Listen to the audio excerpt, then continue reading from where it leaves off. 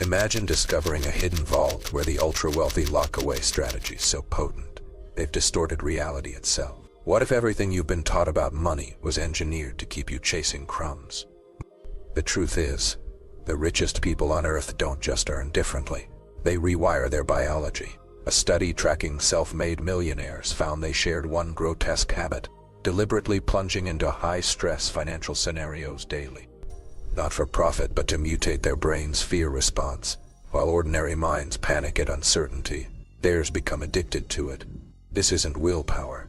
They've hacked dopamine release triggers, associating risk with pleasure instead of pain.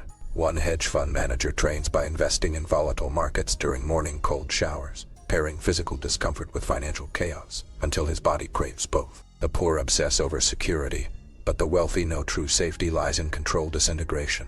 They don't avoid debt, they weaponize it. Every loan becomes a calculated strike, whether for cash flow manipulation or psychological warfare against competitors. But here's where it twists. Billionaires don't see money as currency. To them, it's a living organism that grows when exposed to conflict. They plant seeds in economic droughts others flee from.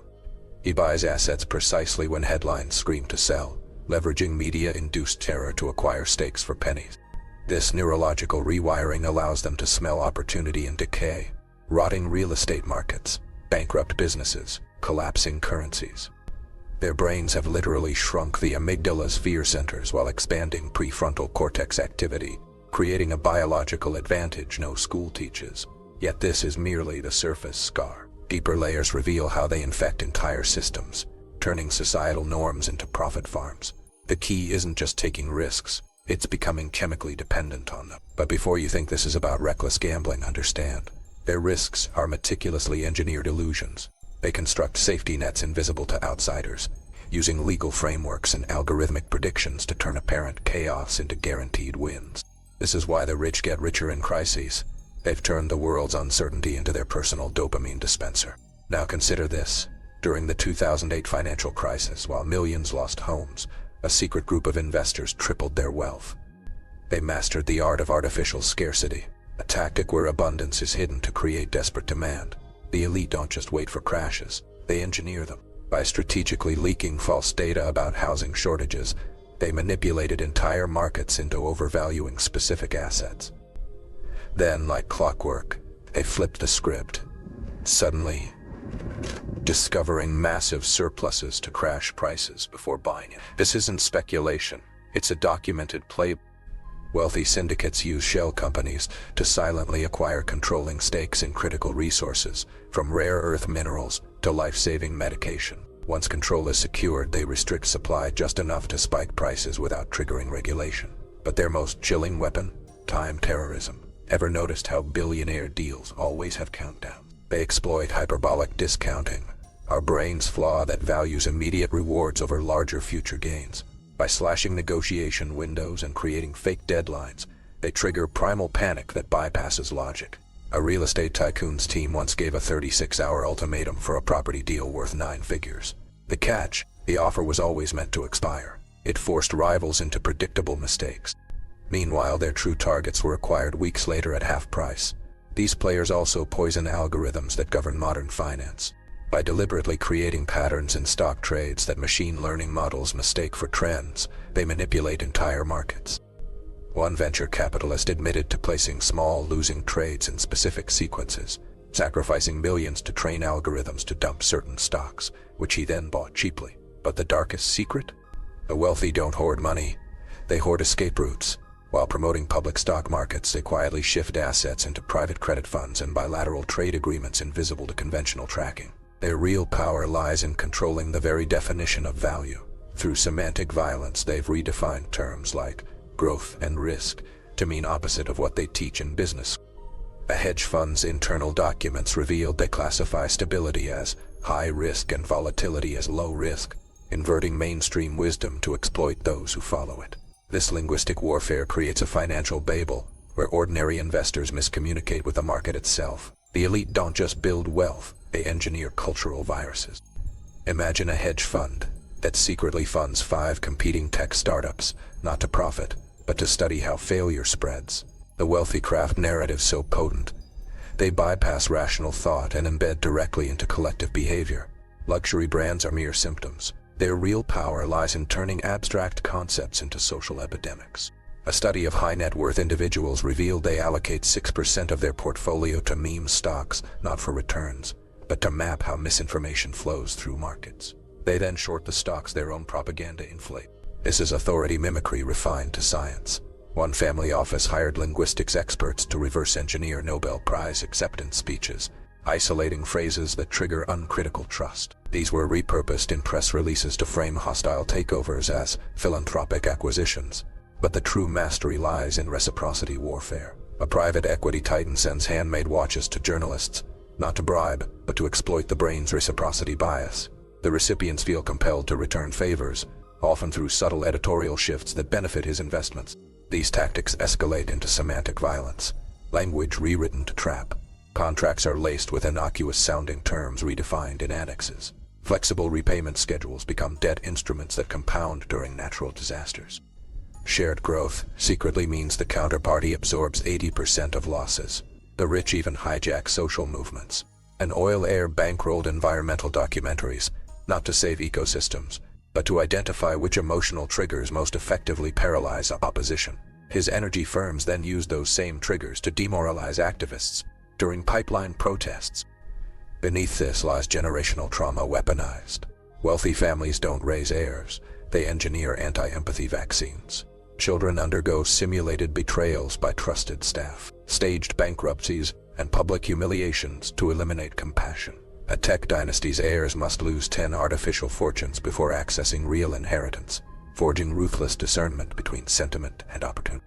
This creates humans incapable of ordinary financial fear responses, perfect vessels for perpetuating systems that would break normal psyches. The goal isn't to accumulate wealth, but to redesign humanity's relationship with value itself. The richest dynasties don't preserve wealth, they bury landmines in the future. Consider synthetic crises. Billionaires pay consultants to design fake economic collapses, testing how societies break. These aren't drills, they're live experiments. One family office leaked rumors of a currency devaluation across 3 developing nations, then observed panic patterns to refine their crisis playbook. The goal? To identify which institutions crumble fastest when fear spreads. But their most insidious innovation is hyperbolic hybrids, merging unrelated industries to create chokeholds.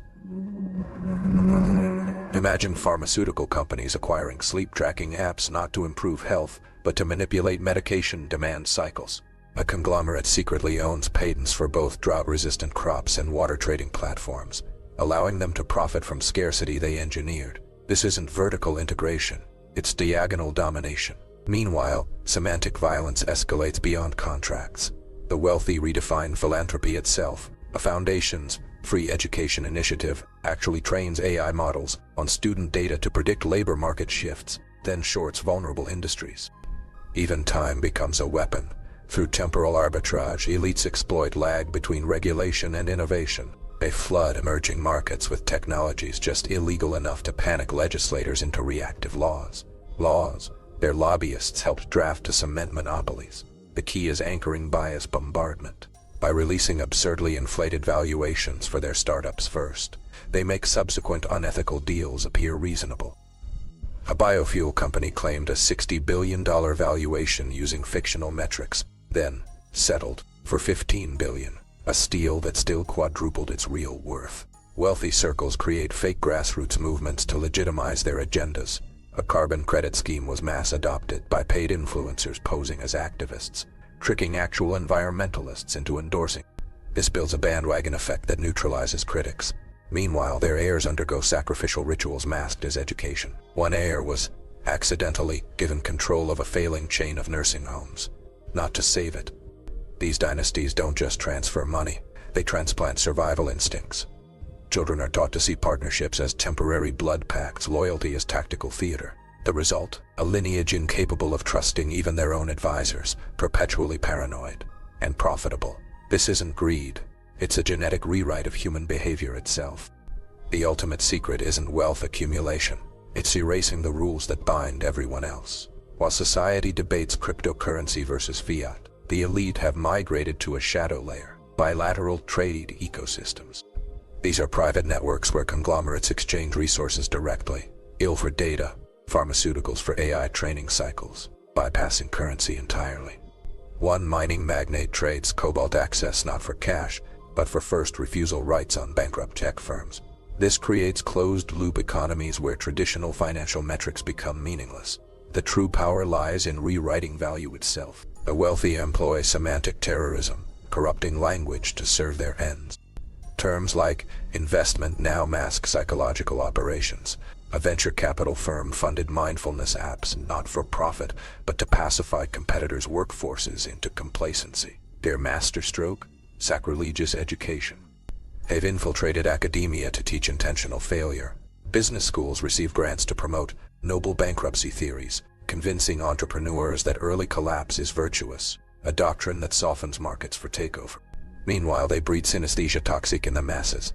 Luxury brands pair specific perfumes with stock offerings, conditioning investors to associate financial decisions with sensory impulses. A bond prospectus might smell like sandalwood, triggering subconscious memories of stability from childhood. These sensory traps bypass rational analysis. The rich also exploit temporal schizophrenia. By flooding markets with contradictory short-term and long-term signals, they induce decision paralysis in competitors. A bank might release a bullish 5-year forecast while quietly selling derivatives betting on next month's crash. A tactic called decoy effect warfare. But the final revelation is this: dynasties don't fear losing wealth. Their children are subjected to synthetic poverty simulations, living in fake slums with AI-generated hardships. These exercises aren't about empathy, but about cataloging how desperation breeds innovation. The data collected becomes their real inheritance, a playbook for exploiting future crises. Yet there's hope in pattern recognition. Every elite strategy leaves forensic traces. Abnormal repetition of legal phrases in contracts, synchronized asset moves before geopolitical events, trademark filings for paradoxical products. These red flags form a counterintelligence map. The wealthy's greatest weakness: their systems require collective belief to function. When enough people stop accepting manipulated definitions of success, their reality tunnels collapse. The game hasn't been rigged, it's been redefined. Your move isn't to play better, but to rewrite the rulebook in real time. The next epoch of wealth won't favor the ruthless, but the linguistically nimble. Those who can spot semantic landmines and repurpose them as scaffold. History belongs to pattern hackers, not purse holders. You've now seen the gears. Will you oil them or build new machinery?